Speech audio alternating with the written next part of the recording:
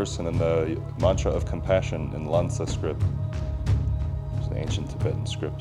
Om Mani Padme Hum.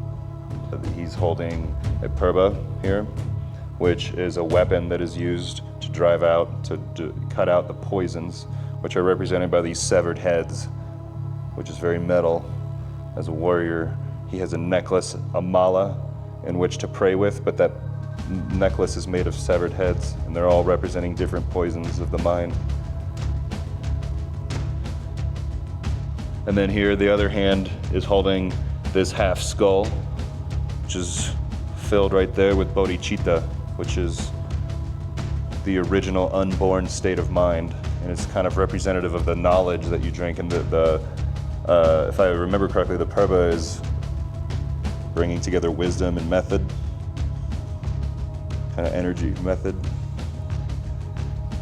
which is some Buddhist concepts of the path that you take when you're practicing different tantra. There's a dorji, indestructible. It's kind of similar to bodhicitta in a sense, but it's representing the strength of it, the unchanging state, that no matter what happens, that you are still essentially a Buddha inside, or a lotus, which is the symbol of Buddha and enlightenment, and blooming pure white out of the mud. Down here we have water, one of the 5 elements.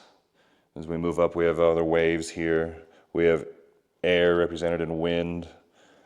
We have the earth over here, and fire, which is also on the backside. All of it in space.